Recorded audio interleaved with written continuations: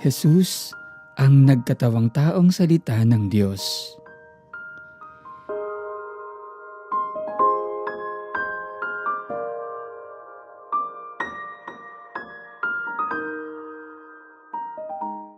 Nang pasimula ay naroon na ang salita. Ang salita ay kasama ng Diyos, at ang salita ay Diyos. Sa pasimula ay kasama na ng Diyos ang salita. Nilikha ang lahat ng bagay sa pamamagitan niya, at walang anumang nalikha nang hindi sa pamamagitan niya. Nasa Kanya ang buhay, at ang buhay ay siyang ilaw ng sangkatauhan. Nagliliwanag sa kadiliman ang ilaw, at hindi ito nagapi kailanman ng kadiliman. Kapansin-pansin na malalim ang unang bahaging ito ng aklat ng Ebanghelyo ayon kay San Juan na Ebanghelista. Ito ay hindi lamang isang paunang salita o panimula. Ito ay buod ng buong aklat. Ang natitirang bahagi ng Ebanghelyo ay tumatalakay sa mga tema na ipinakilala dito. Ang pagkakakilanlan ng salita, buhay, liwanag, pagbabagong buhay, biyaya, katotohanan, at ang paghahayag ng Diyos Ama sa pamamagitan ni Jesus na Kanyang anak. Ang Ebanghelyong isinulat ni San Juan ay isinulat para sa isang tiyak na layunin, upang tayo ay maniwala. Isang mahalagang talata para sa pag-unawa sa Ebanghelyo ni Juan ay matatagpuan sa dulo ng aklat.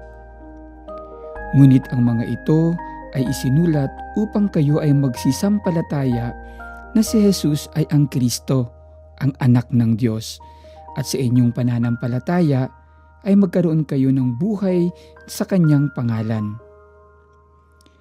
Ipinakikilala sa atin si Jesus, ang Diyos, ang salitang nagbibigay ng liwanag. Dala niya ang katotohanang magbibigay ng ilaw sa sanlibutan.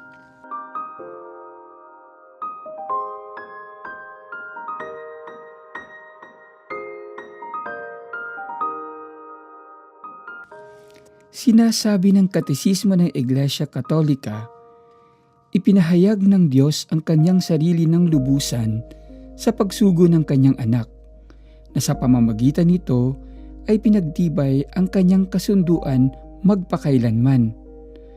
Ang anak ay ang tiyak na salita ng Ama, kaya maliban sa Kanya ay di magkakaroon ng iba pang pahayag. Sa kasaysayan ng ating kaligtasan, unti-unting ipinahayag ng Diyos ang Kanyang sarili mula sa paglikha sa pamamagitan ng Kanyang salita. Kaya nga, sinasabi nating makikilala natin ang Diyos sa lahat ng Kanyang mga nilikha, kaya dapat natin itong pangalagaan at pagyamanin.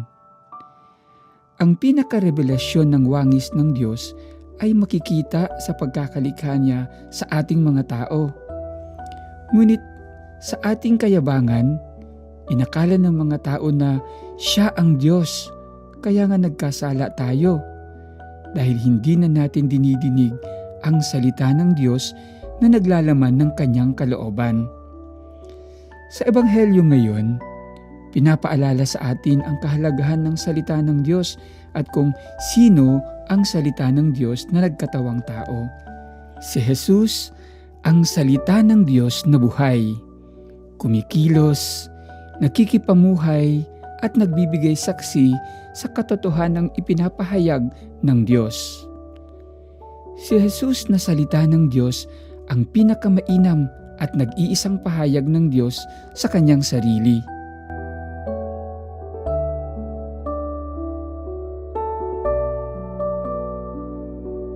Si Jesus na salita ng Diyos ang pinakamainam at nag-iisang pahayag ng Diyos sa Kanyang sarili.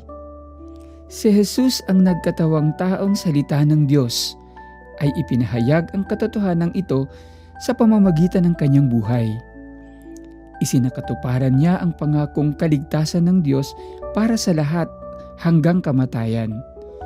naging tapat at masunurin sa mga pahayag sa Kanya ng Diyos Ama, kaya nga nakamtan natin ang kaligtasang inaasam.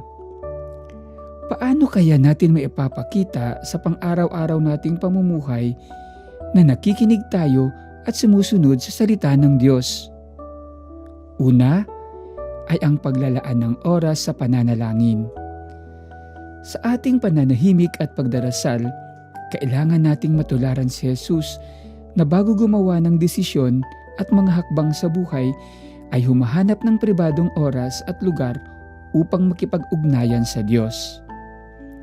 Ikalawa ay ang pagiging sensitibo at bukas sa mga signos ng panahon. Ibig sabihin, kailangan nating maging mulat sa mga nangyayari sa ating kapaligiran at kasaysayan dahil ang Diyos ay maaaring nagpapahayag ng Kanyang kalooban sa pamamagitan ng mga pangyayari at mga taong dumarating sa ating buhay. At ikatlo ay ang pagsasanay sa sarili na magbasa mismo ng salita ng Diyos. Ang banal na aklat o Biblia ay hindi ginawa upang maging koleksyon o dekorasyon sa bahay. Ginawa ito upang basahin at pag-aralan.